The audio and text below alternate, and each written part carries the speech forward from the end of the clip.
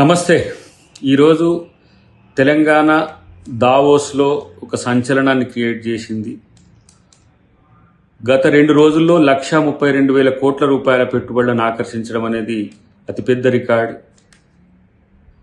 దేశంలోనే మొట్టమొదటి రాష్ట్రంగా రికార్డు సృష్టించడమే కాకుండా ప్రపంచ దేశాలతో పోటీపడే స్థాయిలో పెట్టుబడులను ఈరోజు తెలంగాణ ఆకర్షించడం అనేది మనం ఆలోచించాల్సిన అవసరం ఉంది. గతంలో 40,332 కోట్ల రూపాయలు మనం గత సంవత్సరం మొట్టమొదటిగా మనం మన విదేశాల నుంచి పెట్టుబడులను ఆకర్షించగలిగితే ఈసారి అది 1,32,000 కోట్ల రూపాయలు పెరగడం అనేది అందరికీ సంతోషదాయకం. అన్నిటికంటే ముఖ్యంగా సన్ పెట్రోకెమికల్స్ లిమిటెడ్ 45,000 కోట్ల పైచిలకు ఈరోజు పెట్టుబడులు ఇక్కడ పెట్టడానికి సిద్ధంగా ఉన్నది. JSW 800 కోట్లు, కంట్రోలెస్ కంపెనీ 10,000 కోట్లు, ఉర్సా కంపెనీ దాదాపు 5,000 కోట్ల రూపాయలు, టిల్మ్యాన్ కంపెనీ 15,000 కోట్ల రూపాయలు, AI డేటా సెంటర్కి సంబంధించి 5,000 కోట్ల రూపాయలు, బ్లాక్ స్టోన్ కంపెనీకి సంబంధించి 5,000 కోట్ల రూపాయలు, సోలార్ సెల్స్కి సంబంధించి 7,000 కోట్ల రూపాయలు ఈరోజు మేజర్గా మనకు కనబడుతున్నది. ఇదంతా తెలంగాణ ప్రభుత్వ విజయం. అది రేవంత్ రెడ్డి గారు ముందు చూపుతో, అటు శ్రీధర్బాబు గారి యొక్క కార్యాచరణతో ఇదంతా సాధ్యమైందని చెప్పక తప్పదు. ప్రపంచ దేశాల్లో తెలంగాణ వైపు అందరి చూపు ఉండడం అన్న కారణం ఏంటంటే ఈరోజు ప్రపంచ స్థాయి నగరంగా హైదరాబాద్ని అభివృద్ధి చెందించాలనే ఆలోచన, 4th సిటీని మనం ఏర్పాటు చేసుకోవడం, రీజనల్ రింగ్ రోడ్కు సంబంధించి కార్యాచరణ ముందుకు పోవడం, మూసీ రిజర్వేట్ కూడా దీనికి ఒక కారణం. హైదరాబాద్ ఇంటర్నేషనల్ స్టాండర్డ్స్తో ఇంటర్నేషనల్ పొటెన్షియల్గా మనం తీసుకురావాలనే ప్రభుత్వం యొక్క ఆలోచన, రేవంత్ రెడ్డి గారి యొక్క కార్యాచరణ ఈరోజు మనకు సక్సెస్ ఇస్తుందనే చెప్పక తప్పదు.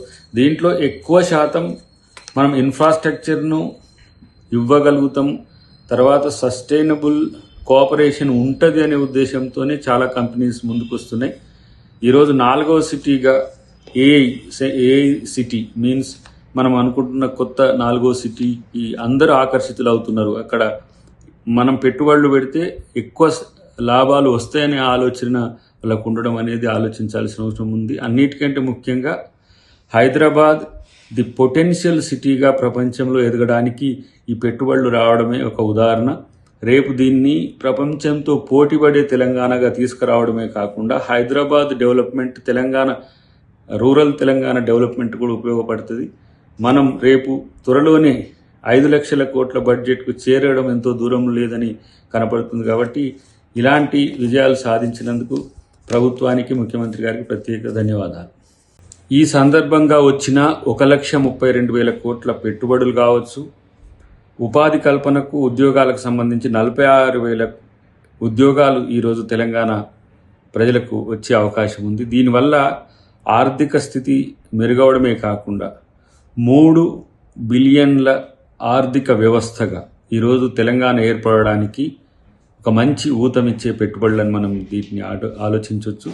అంతేకాకుండా వీటితో పాటు వీటికి సంబంధించిన ఉప కంపెనీలకు సంబంధించిన పెట్టుబడులు కూడా త్వరలోనే మనకు రావడానికి అవకాశం ఉంది. కాబట్టి ఈరోజు మెట్రో విస్తరణ కావచ్చు, RRR కావచ్చు, లేదంటే అంతర్జాతీయ విమానాశ్రయాన్ని స్థాయిని పెంచడం కావచ్చు, లేదంటే మనం కనెక్టివిటీ అటు ఆంధ్రప్రదేశ్ కానీ ఇటు కర్ణాటక కానీ పెంచుకోవడానికి మనం ప్రణాళికలు వేయడం అనేది ఒక పాజిటివ్ అంశంగా మనం చూడాల్సిన అవసరం ఉంది. దీనికి ఇంతలా కృషి చేయడానికి ముఖ్యమంత్రి గారు తాను ఎంత ఇన్ఫర్మేషన్ తీసుకొని అందరినీ సంప్రదించిండ్రో చాలామందికి తెలియని విషయం. కానీ ఈరోజు శ్రీధర్బాబు గారు కానీ ముఖ్యమంత్రి గారు కానీ చేసిన కృషికి ఒక ప్రతిఫలం వచ్చినట్టుగా మనం భావించాల్సిన అవసరం ఉంది. గత ప్రభుత్వాల్లో ఆరాటంగా చేసిన వాటికి ఇప్పటికీ మీరు తేడా చూడండి. గత నెలలోనే మనము ఊహించని స్థాయికి ఇన్ని పెట్టుబడులు రావడం అనేది మాత్రం అందరూ హర్షించాల్సిన అంశం.